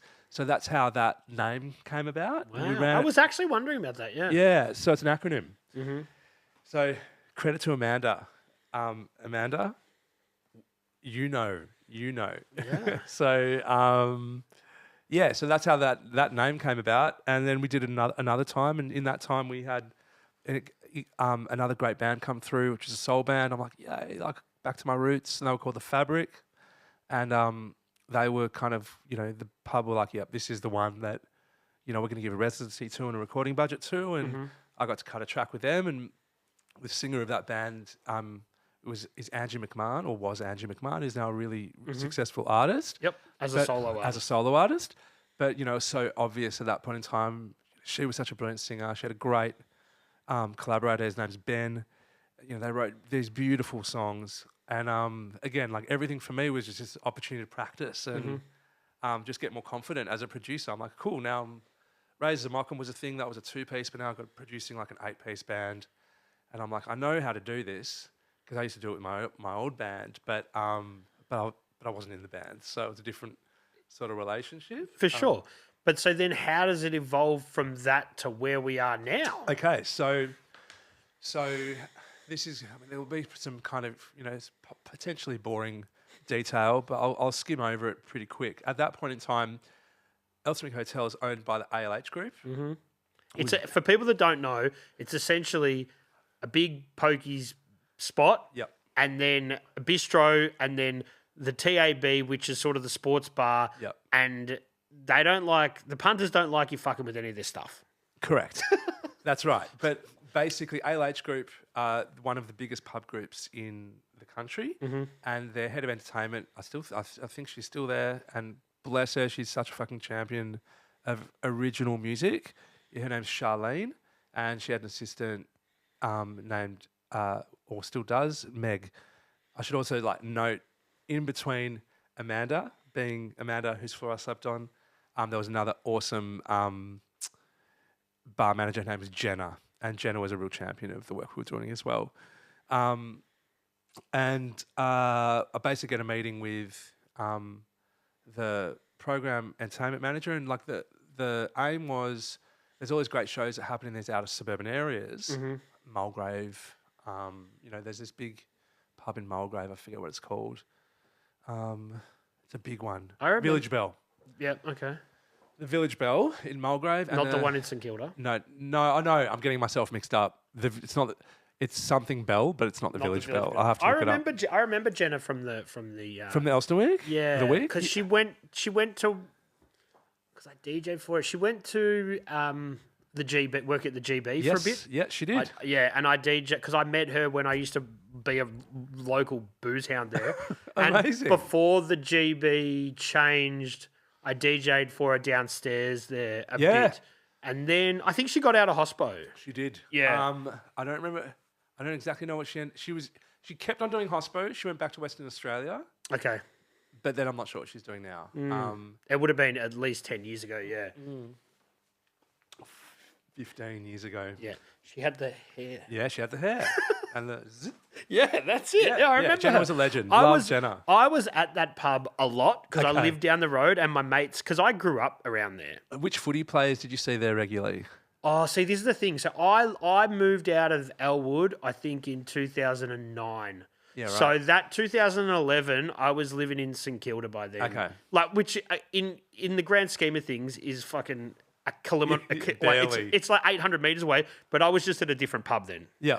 Matty Richardson was hanging. Oh, he was always at the Bell as well. Yeah. So he'd hang around there. I see him now all the time. He's in Northcote, isn't he? Yeah, I go to Northcote Gym. He's always there. Too nervous to go up to him. I still get starstruck by footy players. So he used to be at the Bell, at the old Bell. He was always there then. Was he? Yeah, the old Bell. Because he lived in St Kilda, sort of, or around about, would have been like, I don't know exactly where he lived, but it would have been somewhere between, near Mitford Street. Yeah, absolutely. So so we had Jenna. Jenna was doing that. Jenna's introed me to Charlene and Meg, who were like head office ALH. And they've gone, we have this situation where we have these really great touring acts coming out to these outer suburb pubs, is it the Pier in Frankston? Or Pelly Bar. Yeah. The Pelly Bar in Frankston. And so the Pelly Bar's the small venue. Yep. That And the is Pier Band Room was a bigger one. That's right. But she was talking really more about the Pelly Bar, and this other mega pub in Mulgrave. And she's like, "What if we did like what you're doing?" And because what could be really helpful for those pubs would be like having local supports from the area who can bring their mates to be there as the support acts. And you're like, that works. I know for a fact. That's it. So I'm like, let's do that. And at that point in time, there was some money available in like this program called Music Works, which was a awesome program. It's unfortunately not funded anymore, but there was this. It was through Creative Victoria, and there was this grant called the Music Works grant. And she's like, let's put an application in. I'm like, all right, let's do it. So ALH were going to be a partner, and we put this application in, and we got it. First bit of funding, and just like celebrating the wins. I'm like, we're fucking on. Let's go. So what we're going to do is we're going to do this thing where we have like a mentoring component, which is like part of what that old model was, except it's going to be a bit more organized. Rather than doing it, like when the bar shut, because the mentoring component of the old version was the bands would play, then we'd shut the doors, the punters would leave, and then everyone would learn from the mentors. So we're going to do it as like a weekend kind of mentoring thing, and rather than only one band getting recording, all of them are going to get recording, and I'll record all of them. And we're going to also bring in a video team to like do some live videos, because that's going to be really helpful for them to get gigs in the future if they've got like some video of them playing live. So there was this really awesome crew called Baked Goods who were doing these really great tapings, and off we go. We get the funding and we're on. And then I think the early thinking was, I was like, we should also get kids from the music like courses, like all of those music business courses. We'll get them to come along to the mentoring seminar, and we'll try and like match these young people who are like studying music business, just kind of like just gently introduce people to people, and maybe they could strike up a relationship, and maybe in the future that person might want to manage them or whatever. Yeah, it's building their network at the start. It's building the network at the start, right? So that was the plan, and we did that. And we were really, that first year, we had some amazing artists named Gordon Kwang, who is out in Dandenong. Oh, and sorry, I should make a mention. I was like, we're going to target just the southeast, and we're going to hit up we're just going to be doing a full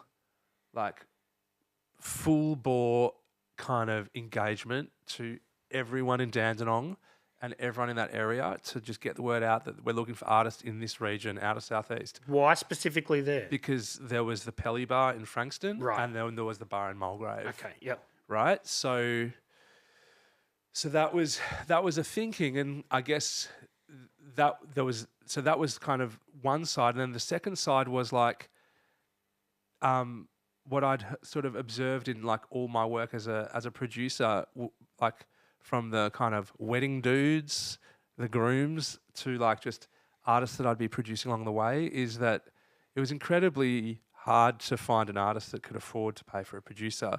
And the main people that were able to pay for producers were either, like, I guess someone who's like spend money at a wedding, has time and money to spend on a producer, or it's young people with like family money behind them who can afford to pay for it, right? They're the facts.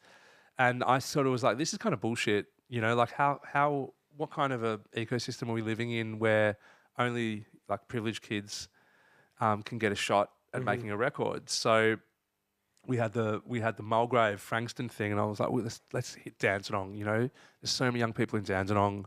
It's so many young people would love the opportunity to work with a producer. Let's do it out there. So I started kind of going out to Dandenong all the time, just meeting people in Dandenong, getting the word out. Like, it was really like person to person kind of community engagement. And I hit up the Asylum Seeker Resource Centre. They had a spot in Dandenong. I was like, hey, just FYI, like if there's any people who've just recently arrived who are really good musicians, tell them to apply. Like, it's the best we can do. Because there's no age restrictions? No age restrictions. So it's over 18, but there's no age. Yeah. So Cap. They can be as old as they could be old. That's fine, That's totally cool. So that's kind of how it sort of started to kick off. And some amazing artists came through that. Alana Wilkinson, she's like a really awesome singer-songwriter from the Peninsula. She came through that program that first year. Gordon Kwang came through this awesome like deathcore band called Make a Resonate. That's what they were called. There were so many. There was this other Sarah Eder, this like goth kind of / PJ Harvey artist. There was this other band called the Paper Giants. There's just sweet kids from that area. And it was just this time, and the recording component was I got myself a spot out in the far, far east. It was a really cheap studio in a place called Christmas Hills, which is like kind of in the Yarra Valley area. Mm-hmm. And there was a really kind of eccentric guy that had this studio that like it was $100 a day. That's it. It was $100. You pay him $100, a massive studio. Yeah, wow. But it was like with all sorts of problems in there. And like you get what you pay for. You get what you pay for, but like it was a big room and there was heaps of mics and heaps of cool shit. And yeah, off we went. And I just basically moved into the studio and we just cut a song a day, eight songs. I almost died from how hard I worked. I ruptured my appendix like a few weeks earlier before that big session. So I was really crook doing it. And I also discutted my shoulder playing pub footy. So I was just like this like walking just fucking mess. But I had that like, I'm going to fucking do this. I'm going to do the 24-hour, studio die on the floor thing. Because I just had that sort of fanaticism around like just really wanting to make it as a producer and just do the best work I could do. So and help other people. Absolutely, well, it was just kind of like that idea of like, they've only got 12 hours or 20. No, I called them 24-hour sessions. I remember writing in the emails, I'm like, you'll have a 24-hour recording session. And I was dead serious, like get ready for fucking 24 hours of we're starting a track and we're finishing a track. Mm-hmm. But, I did sort of think to myself, like, I remember when I was like in a band and I was like, we've only got 6 hours in the studio. That's fucked. And I remember also like being panicked every time I saw the engineer like go for a smoko, going, that's fucking eating into our time. We could be cutting music. Yeah. So I had this kind of idea that like each artist is just going to get like, the clock doesn't stop. It's until we all drop dead is when the session finishes. Mm-hmm.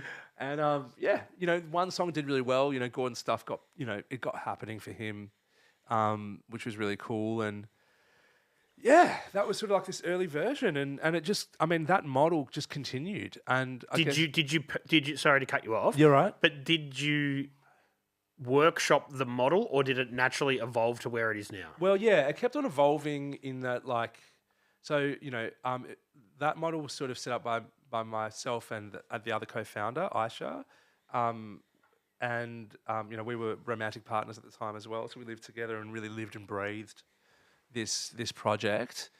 But it kind of iterated in so much as when we got more funding, we were able to do cooler things.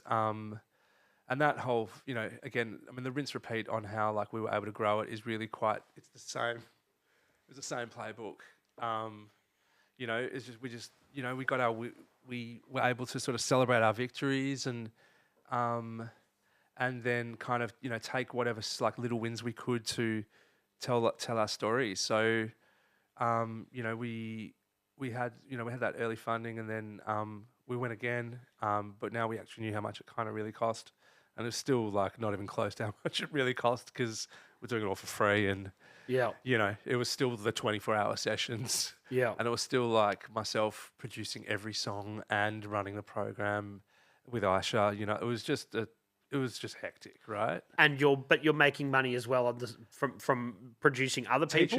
Teaching and producing, but like not like enough to live off. Like I'm teaching guitar 3 days a week. I'm producing maybe 2 artists at a time who are, just, I mean, again, everyone's on a payment plan. So, it's just dripping a few bucks a week. Like it's not enough to live off, but I'm trying hard. I'm now at that point, I've got a publisher, so I'm able to land some, some cool things like syncs. I had a couple of songs in like some big commercials and stuff. So, that's kind of helping out a little bit.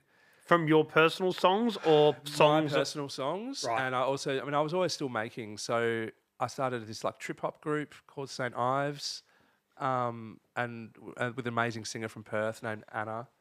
And, we just were writing, but she was also signed to Gaga, and we were able to like, create a really cool song, and that got picked up. And so, I mean, there's bits and pieces, but it's the story of a musician. It's cobbling together, but it's all still music, right? So I still was like on that. It's still just got to be music tip.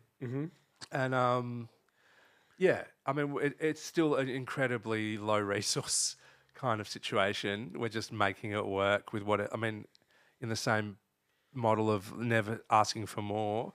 It was just the same as with the Pablo thing. I'm like, yeah, cool. If that's what you got, let's do it. You know, because now it is sponsored or funded by different communities. Yeah. So the funding is there was a few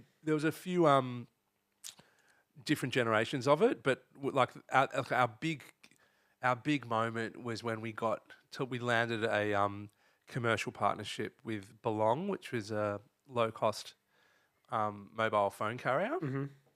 And I guess they saw an alignment in so much as we were sort of, really doing this specific targeting to geographic communities strictly out of suburban.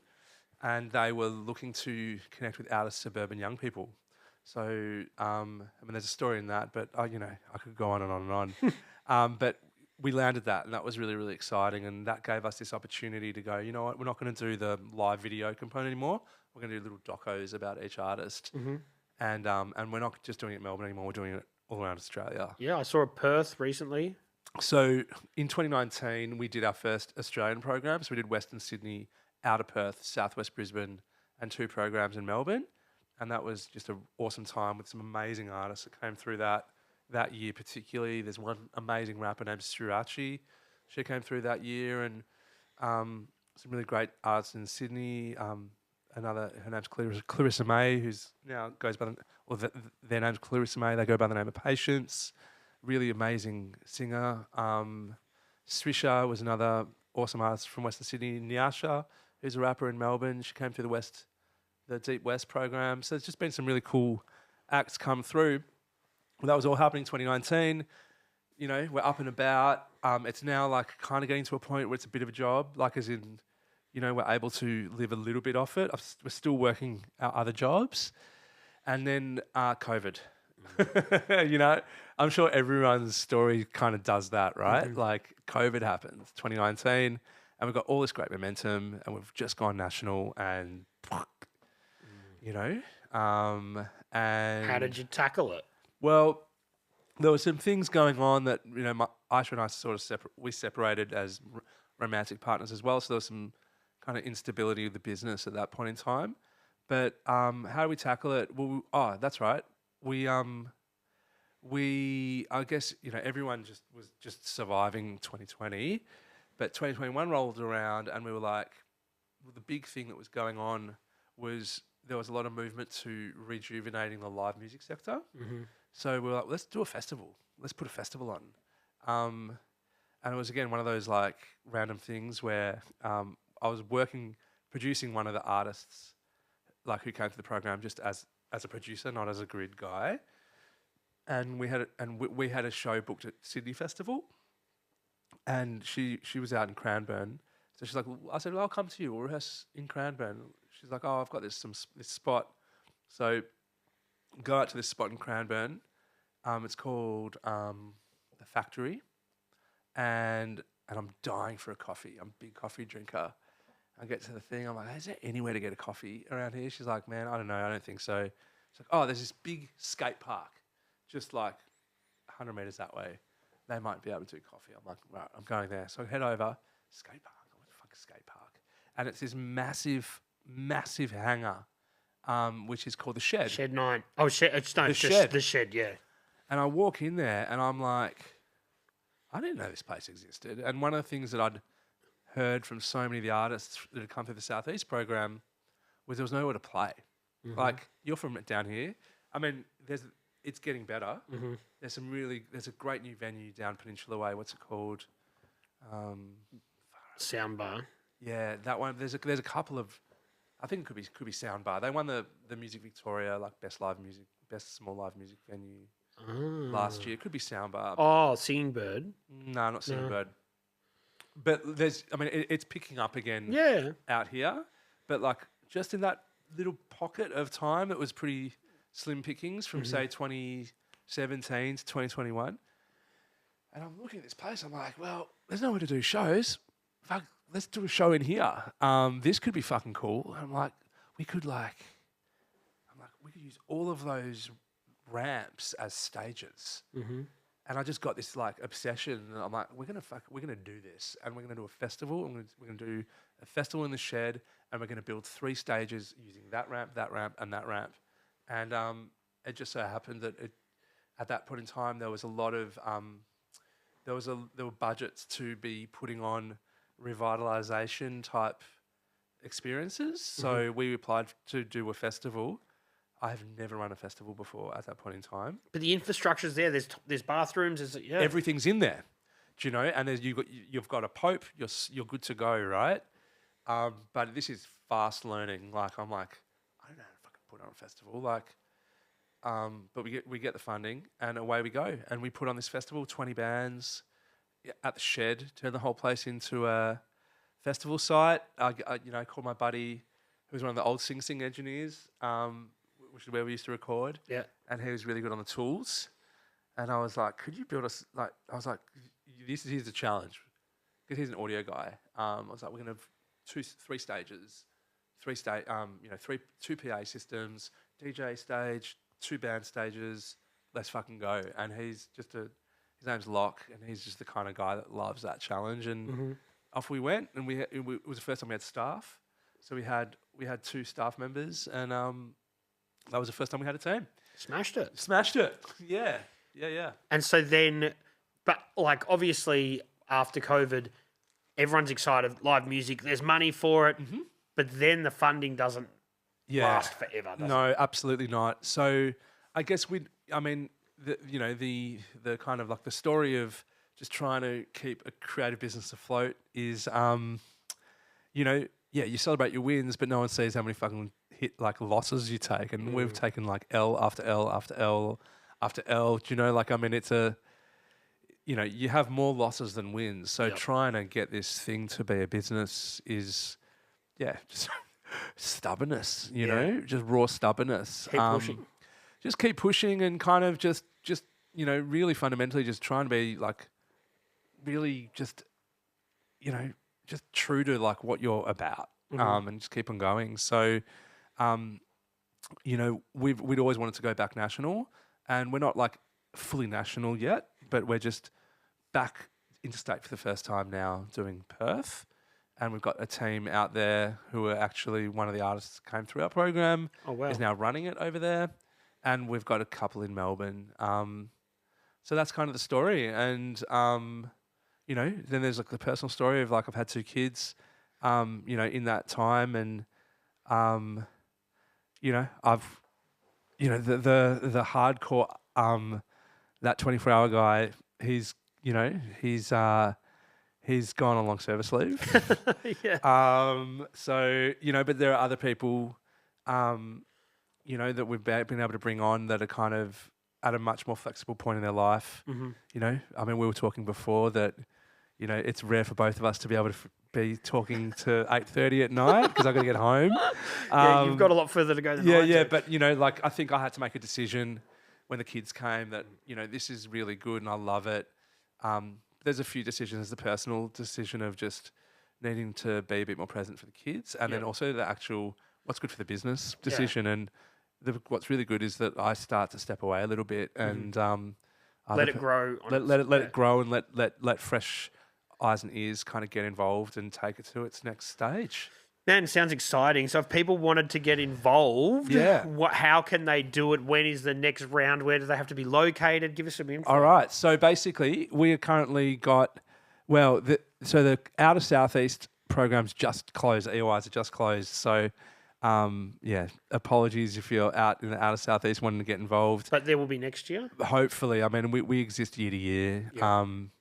And if there's people watching that might want to sponsor or whatever, hit us up. Yeah, just get in contact. Go check us out and check out what it's all about. We're really proud of the artists that come through and the work that we do. In essence, and I'll tell you real quick about the program.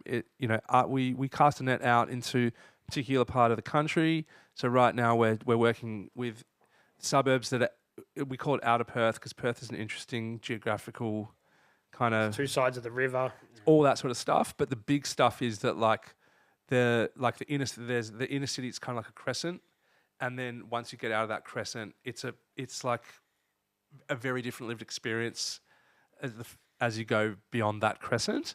So we called it outer Perth. So we're everything except the crescent is who we're sort of speaking to. The specific suburbs and regions are all on the website. But if you're in outer Perth, the EOIs are open till July 1.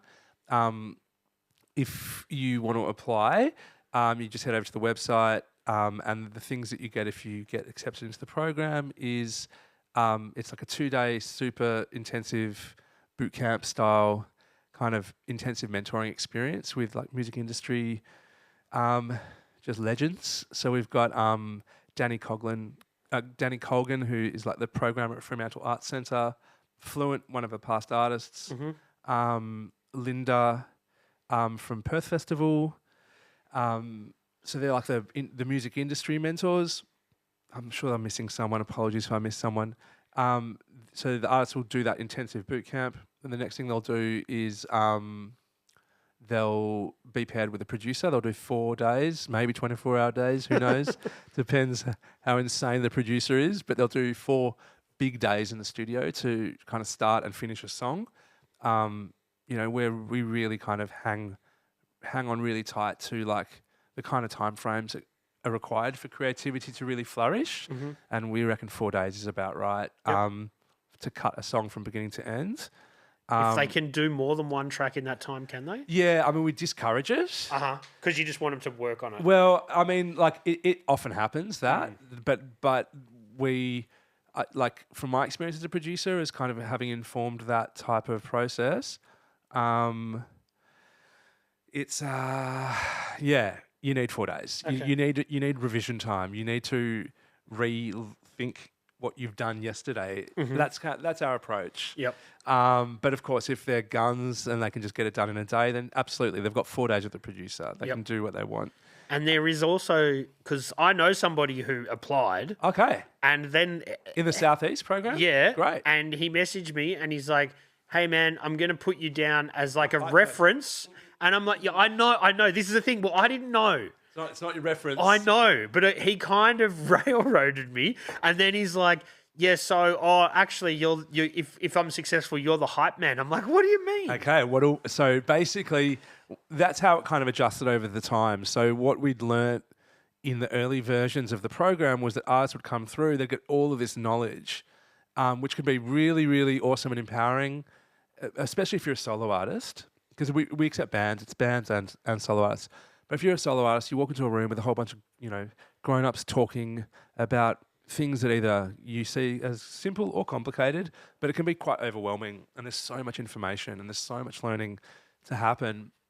So I remember I was telling you early days, we kind of used to get these young people from the music colleges. So we were like, that's kind of cool because they've got an interest in music and whatever, but they don't have a relationship with the artist. So what we need to do is have the artist bring someone they reckon would be into kind of the business side of things or the creative side of things. So they could be a podcaster, they could be a, content creator, an illustrator, whatever. Like they've got an artistic ability. They come along as the hype person. And the whole structure of the program is the mentoring happens for both the artist and the hype person, because that team becomes the team.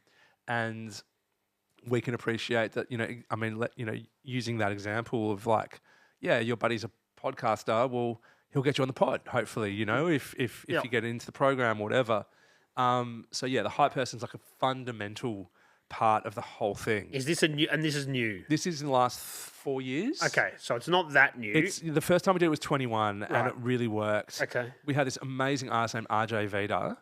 He's a gun rapper from Berwick, and his buddy was like a really popular Twitcher.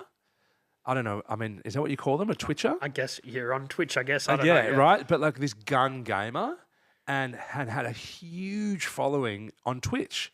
So I had no idea how any of that sort of stuff worked. But he's like, yo, yeah, we're going to do Twitch live streams with RJ rapping and Jack, I think his name was Jack. Yeah, Jack Black was going to be doing the twitching. He was going to Twitch. He was going to Twitch. So, you know, but like that, we're like, that's kind of the concept, you know, like just leveraging off that. And it's going back all the way to that very beginning thing. It's like, you've got to have a community of people around you, and whatever you can to build that community is going to be the thing that starts you off, you know? So it's artist/band and the hype person. And so the hype person goes to the mentoring with the artist. They go to the studio. Like to a degree, we can also appreciate the artists might want their own space, and you know, the hype person might just be, you know, at some point, studios can be pretty fucking boring, you know. Yeah. But like they'll come and say, you know, shoot some content, or you know, create an artistic response if you're an illustrator, or do something cool, right? Yeah. So yeah, the hype person comes through, and then they do those 4 days, and they get 3 days with a film team. And they shoot a short film about the artist's story, and you know, we're really proud of those short films. They're really fucking cool, and that's the artist to use for their, or do you use that? They use it. It's theirs to do whatever, you know. Like, I mean, we obviously do what we can to get it in front of as many people as possible, but you know, we're quite conscious of like, you know, in a market that's fully saturated with 80,000 songs going up on Spotify a day, like, and also the speed by which you can expire on your own music. So, you know, you do a song last week, and it's kind of, if it didn't get playlisted and it's, you know, it's not happening, it's kind of an expired thing. Yeah. And in this day and age, if someone, I don't know how long the short documentaries are, I'm imagining 15, 20 minutes or something. 5 minutes. 5 minutes, right? Yeah. So, but there is 10, 50-second more, you know, whatever you can pull out of it. Yeah, totally. And but so it was really interesting. The approach that we used to have was we thought it as a content piece, but we then flipped it a bit further and was like, we need to think about these as like another road for an artist to catch an audience. So in the early days of thinking of it as content, we were like, they can clip it, cut it, and they can just share it, and but it's still hitting the same audience.